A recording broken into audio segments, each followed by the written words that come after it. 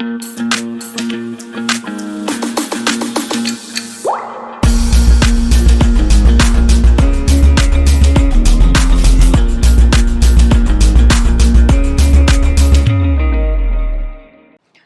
Everyone, welcome back to the layman way, जहाँ पे हम मार्च के करंट अफेयर्स को डिस्कस कर रहे हैं for UPSC CSE prelims 2022। And चलिए जल्दी से आगे कंटिन्यू करते हैं। इससे पहले if you are new to the channel, do not forget to like, share, subscribe to our channel and also recommend this videos to your friends as well. इसके अलावा हमने CSAT का कोर्स लॉन्च किया हुआ है, जिसका फाउंडेशन बैच 2 स्टार्ट हो रहा है। So please go and enrol for the course is running at 75% of discount with at just 1999 rupees. इससे चीप आपको नहीं मिलेगा कहीं भी। और इसके अलावा इसमें हम बहुत सारे प्रैक्टिस क्वेश्चंस करने वाले हैं। 1500 प्लस क्वेश्चंस की प्रैक्टिस आपको मिलेगी, including the practice sheets and PYQs as well. तो इतना सब हम कवर करने वाले हैं। इसके साथ साथ 1-on-1 डाउट क्लियरेंस सेशन हम इसमें करते हैं। So please check out if you have any doubt regarding CSAT। चलिए जल्दी से आगे बढ़ते हैं और स्टार्ट करते हैं आज का लेक्चर। तो आज का जो पहला आर्टिकल है दैट इज़ अबाउट कन्या शिक्षा प्रवेश उत्सव। तो नाम में क्या है, कन्या, कन्या मतलब गर्ल, शिक्षा मतलब उसकी एजुकेशन है ना, कन्या की शिक्षा, प्रवेश उत्सव। तो बेसिकली कुल मिला के ये है कि कन्या की जो शिक्षा है उस पर फोकस है ना, कि गर्ल्स एजुकेशन को हम बढ़ाएंगे है ना। तो कौन सी मिनिस्ट्री इसमें इन्वॉल्व होगी? एक तो गर्ल है तो वुमेन एंड चाइल्ड डेवलपमेंट होगी है ना। उसके बाद एजुकेशन आ गया तो एजुकेशन मिनिस्ट्री होगी है ना। तो ये दोनों मिनिस्ट्री इसमें इन्वॉल्व है। तो किसने लॉन्च किया है इसको? लॉन्च किया है ministry of women and child development. Partnership किसके साथ है? मिनिस्ट्री ऑफ एजुकेशन के साथ। जैसे कि मैंने बोला आपको, वर्ड से ही आप निकालो कि कौन सी मिनिस्ट्री इन्वॉल्व है। कन्या से ministry of women and child development आया और शिक्षा से मिनिस्ट्री ऑफ एजुकेशन आया है ना। इसके साथ साथ यूनिसेफ भी इसमें इन्वॉल्व है, क्योंकि वो भी चाइल्ड के लिए काम करते हैं है ना, यूनिसेफ। तो यूनिसेफ भी है। 3 बॉडीज़ हैं इसमें, ध्यान रखना, women and child development, ministry of education and UNICEF, ठीक है। तो ये 3 इसमें इन्वॉल्व हैं। इसके अलावा इसका मकसद क्या है कि भाई कन्या को हम शिक्षा प्राप्त कराएंगे, मतलब जो ऐसी लड़कियां हैं जो स्कूल से बाहर आ गई हैं, जो स्कूल से ऑप्ट आउट कर दी हैं, उनको हम वापस स्कूल में डाल के उनको प्रॉपर एजुकेशन प्रोवाइड करेंगे है ना, ताकि वो भी आगे बढ़ पाएँ है ना, वो डेवलप हो पाएँ। जो कैंपेन है इसको बेटी बचाओ बेटी पढ़ाओ जो इनिशिएटिव है उसके अंदर लॉन्च किया गया है ना। इसमें हम क्या करेंगे कि 400 डिस्ट्रिक्ट्स को है ना, एक मिनट, हाँ, इसमें हम 400 डिस्ट्रिक्ट्स को, हर स्टेट्स के मतलब हर स्टेट को स्पैन करता हुआ 400 डिस्ट्रिक्ट्स को पकड़ेंगे और उनको हम फंड करेंगे बेटी बचाओ बेटी पढ़ाओ इनिशिएटिव के अंदर। और आउटरीच बढ़ाएंगे, अवेयरनेस बढ़ाएंगे कैंपेन की, ताकि लोग अपनी जो गर्ल चाइल्ड है उनको एनरोलमेंट कराएं स्कूल्स में है ना। और उनको हम बेसिकली क्या करेंगे, उनको हम वो बेनिफिट्स बताएंगे कि अगर आप अपनी बच्ची को अगर आप एजुकेशन देते हो तो उसके क्या क्या बेनिफिट हैं है ना, ये सब चीज़ें हम बताएंगे, ठीक है। तो ये ध्यान रखना, the funding will be over and above the funding from समग्र शिक्षा अभियान। तो इसके अलावा ऊपर से फंडिंग होगी इसमें है ना। तो इस स्कीम के अंदर भी इसको फंडिंग मिल रही है, समग्र शिक्षा अभियान के अंदर, जो कि एक अम्ब्रेला स्कीम है, वो भी एजुकेशन पे डील करती है ना। इसके अंदर इसमें जो फंड मिल रहा है वो तो मिल ही रहा है, इसके साथ साथ आपको ये अलग से इसमें फ़ंड एलोकेशन है ना। तो वुमेंस डे का इसके साथ साथ एक चीज़ और हम डिस्कस कर लेते हैं कि वुमेंस डे को सेलिब्रेट किया जाता है 8 मार्च को है ना। इस साल की जो थीम थी वो क्या थी? Gender equality today for a sustainable tomorrow. तो ये याद रखना कि वुमेंस डे कब आता है? 8 मार्च को आता है। थीम क्या है? Gender equality today for a sustainable tomorrow, ठीक है। आगे बढ़ते हैं। और सावित्री बाई और सावित्री बाई एंड ज्योतिराव फूले के बारे में बात करते हैं। तो ज्योतिराव फूले का जन्म कहाँ हुआ था? सतारा, महाराष्ट्र में है ना। 1827 में इनका जन्म हुआ था। इनको टाइटल दिया गया था महात्मा बाई विट्ठलराव कृष्णजी वांदेकर, जो कि एक सोशल एक्टिविस्ट है ना। इन्होंने किस लिए काम किया था, ये क्यों फेमस है? इन्होंने बेसिकली अनटचेबिलिटी को इरेडिकेट करने के लिए काम किया था, कास्ट सिस्टम के अगेंस्ट इन्होंने काम किया है ना, एम्पावरमेंट ऑफ वुमेन के लिए इन्होंने काम किया, हिंदू रिफॉर्म्स के लिए इन्होंने काम किया। तो इन सब चीज़ों के लिए उन्होंने काम किया था है ना। 1873 में इन्होंने सत्यशोधक समाज की स्थापना करी, जिसको ट्रुथ सीकर सोसाइटी बोलते हैं है ना।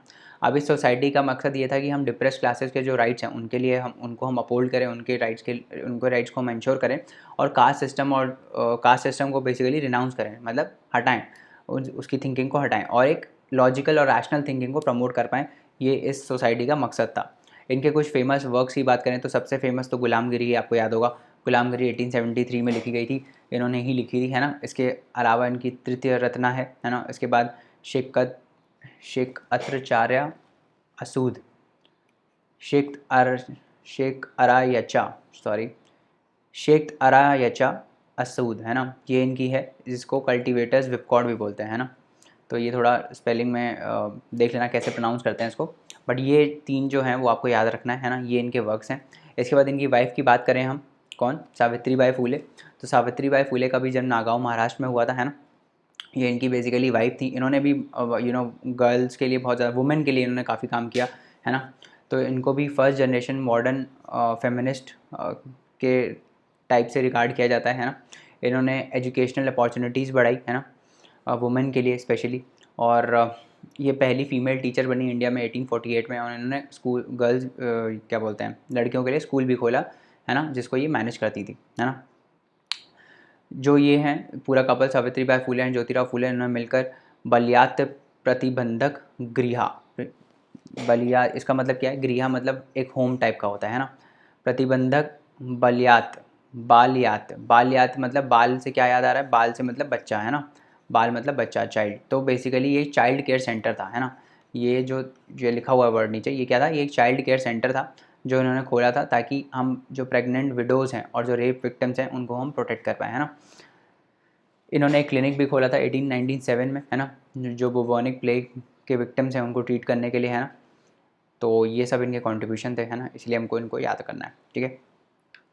इसके अलावा आगे बात करते हैं अबाउट स्लीनेक्स। तो व्हाट इज स्लीनेक्स, नाम से पता चल रहा है, श्रीलंका इंडियन नेवी एक्सरसाइज है ना। तो ये बेसिकली नेवी एक्सरसाइज है, किसके बीच में, श्रीलंका और इंडिया के बीच में, बस यही याद रखना है और कुछ याद नहीं रखना। इंडिया अगर पूछेंगे तो यही पूछ लेंगे कि ये किसके बीच में है, और ये बहुत सिंपल भी है क्योंकि यहाँ से आपको दिख रहा है SL is for Sri Lanka, I is for India, N is for navy, EX is for exercise, है ना। तो ये जो है स्लीनेक्स किसके बीच में, श्रीलंका इंडिया के बीच में। द फोर्ट ऑफ हालेबीदु, इसके बारे में बात करते हैं, है ना।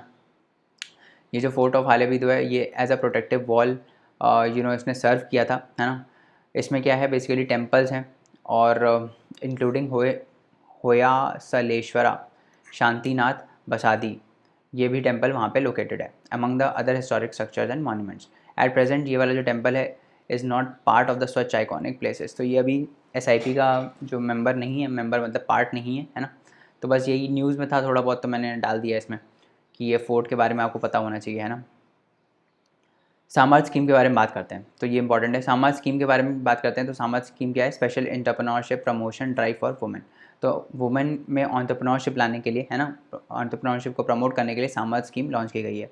किसकी है ये, it is launch by ministry of micro small and medium enterprises, है ना। ये प्रोवाइड करती है उन वुमेन को विद एन अपॉर्चुनिटी, ताकि वो सेल्फ रिलायंट बन पाए, आत्मनिर्भर बन पाए, इंडिपेंडेंट बन पाए, है ना, और सेल्फ एम्प्लॉयमेंट अपॉर्चुनिटीज़ को अंडरटेक कर पाएँ, है ना। बेनिफिट्स ये है कि हम इसमें स्किल डेवलपमेंट की स्कीम्स जो हैं, जितनी भी मिनिस्ट्री की स्किल डेवलपमेंट की स्कीम्स हैं उनको हम वुमेन के लिए एलोकेट करेंगे, है ना। बेनिफिट्स क्या है, organise under skill development schemes of the ministry will be allocated for women, है ना। समझ में आ रहा है। अब इसके बाद आगे इसकी बात करें तो 20% ऑफ जो MSME बिजनेस डेलीगेशंस हैं, है ना, they will be sent to domestic and international exhibitions under the, जो डोमेस्टिक और इंटरनेशनल एग्जीबिशंस में भेजे जाते हैं, है ना, under the schemes for market assistance implemented by the ministry will be dedicated to the women owned MSMEs। तो अब जो ऐसी MSMEs हैं जिनकी ओनर वुमेन है, ओनर मतलब 51% इक्विटी उनकी है कम से कम कंपनी में, तो ऐसी जो MSMEs हैं, है ना, उनमें से जो ऐसी MSMEs हैं उनमें से 20% हम बेसिकली उन MSMEs के बिजनेस डेलीगेशंस को भेजेंगे, है ना, उनको बेसिकली फोकस किया जा रहा है। तो 20% जो ये ऐसी MSMEs हैं जिनको वुमेन लीड कर रही हैं उनको फोकस में लाए गए, है ना। उसके बाद आगे बढ़ते हैं, 20% discount on the annual processing fee लगेगा। तो जो भी नेशनल स्मॉल इंडस्ट्रीज़ कॉर्पोरेशन की कॉमर्शियल स्कीम्स होती हैं, है ना, उसकी प्रोसेसिंग फ़ीस पे 20% को डिस्काउंट मिलेगा जो वुमेन ओन्ड है ना। तो उसमें कौन कौन सी आती हैं, जैसे सिंगल पॉइंट रजिस्ट्रेशन स्कीम है, raw material assistance and bill discounting and tender marketing, है ना। ये सब चीज़ों में जो भी ये सारी स्कीम्स हैं उसमें 20% प्रोसेसिंग फ़ी में डिस्काउंट मिलेगा। स्पेशल ड्राइव हम करेंगे ताकि इनका वुमेन ओन्ड MSMEs का उद्यम रजिस्ट्रेशन हम करा पाएँ। उसके बाद इस इनिशिएटिव के थ्रू द गवर्नमेंट का प्लान क्या है, गवर्नमेंट का ये प्लान है कि हम 75,000 वुमेन कैंडिडेट्स को ट्रेन करेंगे फ्रॉम रूरल एंड सब urban areas in fiscal year 2022 and 23। किस में ट्रेन करोगे, ऑब्वियसली एंटरप्रेन्योरशिप में ट्रेन करोगे, है ना। तो ये ध्यान रखना, ठीक है। उसके बाद आगे बढ़ते हैं और परम गंगा के बारे में बात करते हैं। तो परम गंगा क्या है, परम गंगा एक सुपर कंप्यूटर है, इस टाइप का है वो, ये है सुपर कंप्यूटर, है ना। तो इसको किसने बनाया है, CDAC ने बनाया है। इस्टेब्लिश किसने किया है, CDAC ने किया है, centre for development of advance computing national super computing mission के अंदर इसको बनाया गया है ना। इसकी सुपर कंप्यूटिंग कैपेसिटी कितनी है, 1.66 पेटाफ्लॉप्स की है। तो पेटाफ्लॉप्स मतलब ये 1000 लगभग ऑपरेशंस कर सकता है पर सेकंड, मतलब 1115 ऑपरेशंस कर सकता है पर सेकंड, है ना। इंडिया का पहला सुपर कंप्यूटर कौन था, परम 8000, है ना। ये परम गंगा है तो ये अलग है। इंडिया का पहला कौन सा था, परम 8000, है ना। और कौन कौन से हैं कंप्यूटर्स, सुपर कंप्यूटर्स, तो परम शिवाय पहला सुपर कंप्यूटर था जो इंडिया में असेंबल हुआ था, है ना। इसको IIT BHU में इंस्टॉल किया गया था। उसके बाद परम शक्ति आया, परम परम ब्रह्मा आया, परम युक्ति आया, परम संगणक आया IIT खड़गपुर में, IISER पुणे में।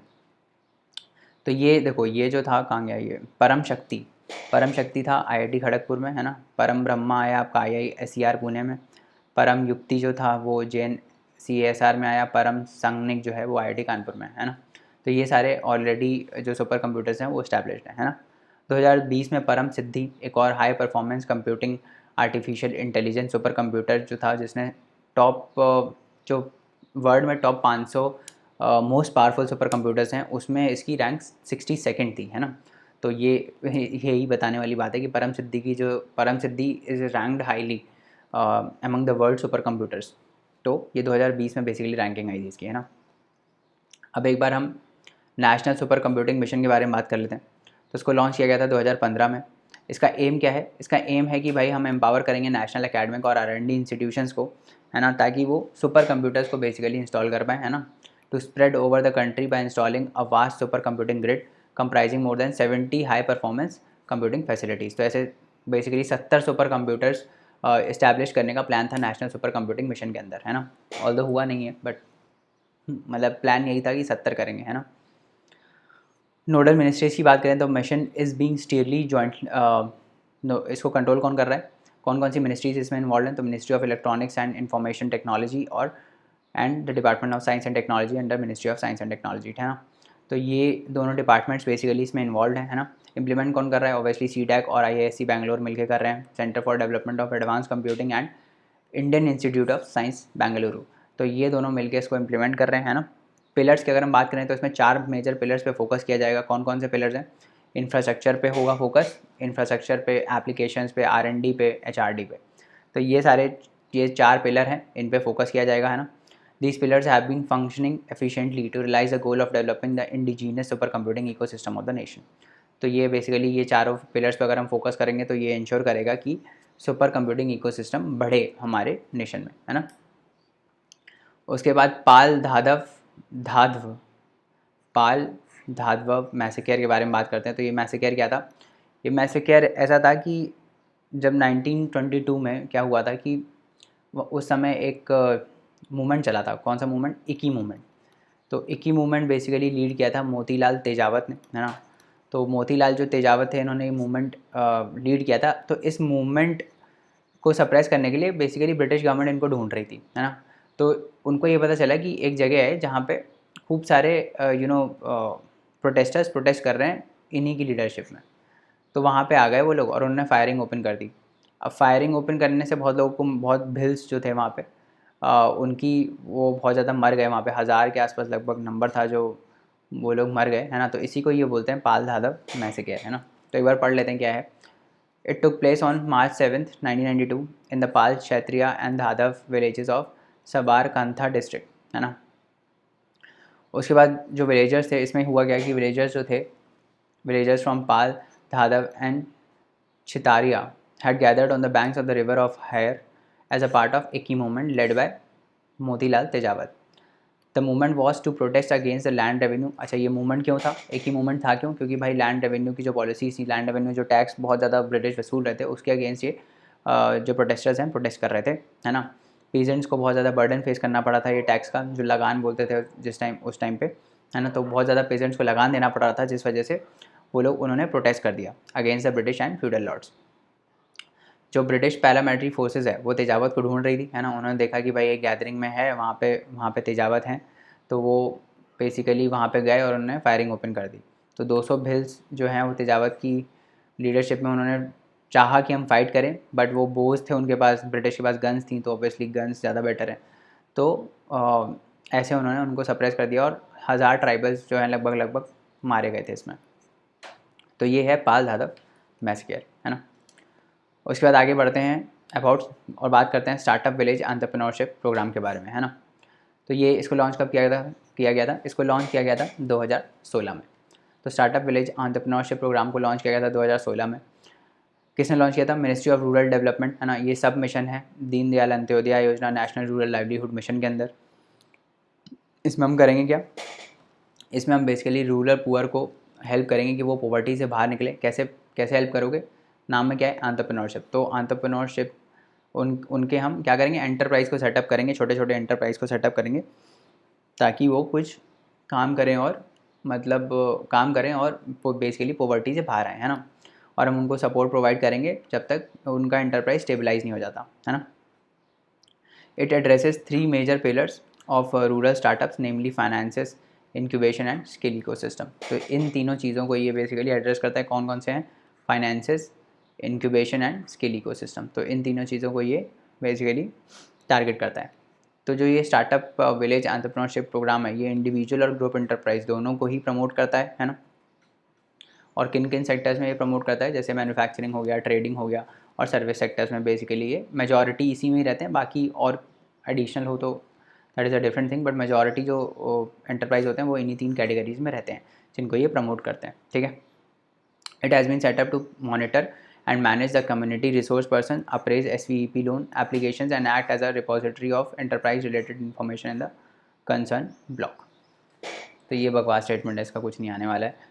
उसके बाद आगे entrepreneurship development institute of India Ahmedabad is the technical partner of SVEP। तो ये इंस्टीट्यूट आप याद रख लो, कभी कभार स्टेटमेंट में पूछ लेते हैं कि कौन इम्प्लीमेंटिंग पार्टनर है ना।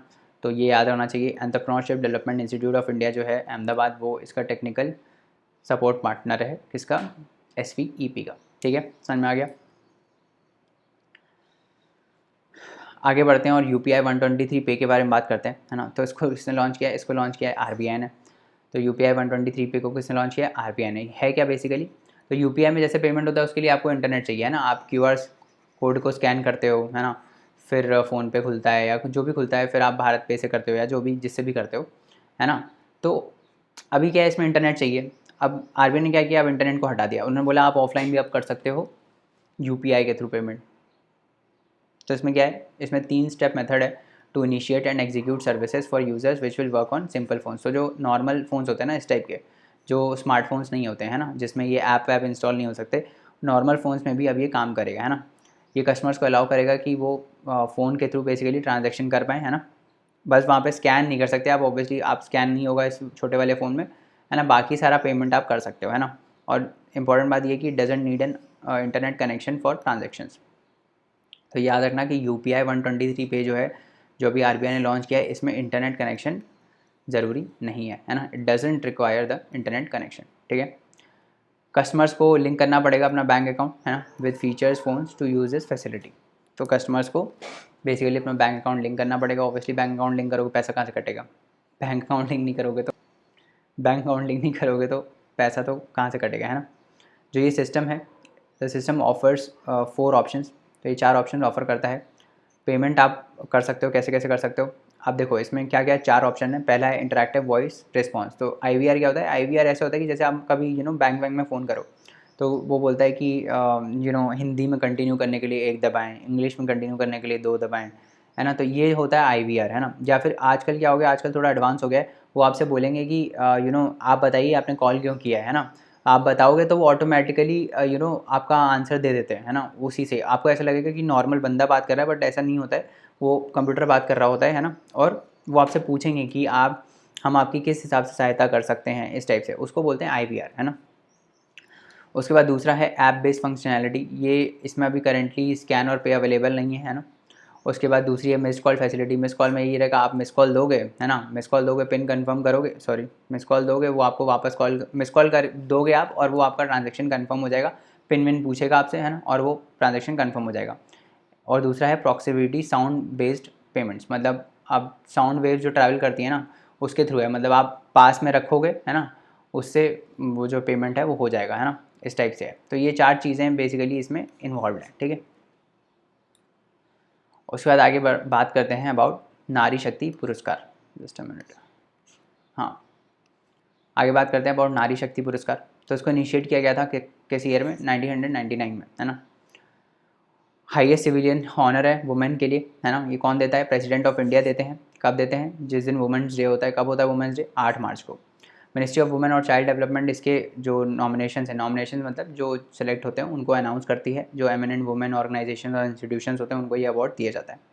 एलिजिबिलिटी क्राइटेरिया की बात करें तो ये इंडिविजुअल्स को ओपन है, ग्रुप्स को ओपन है, इंस्टीट्यूशंस को ओपन है, जो काम करते हैं किसमें, वुमेन एम्पावरमेंट के क्षेत्र में, है ना।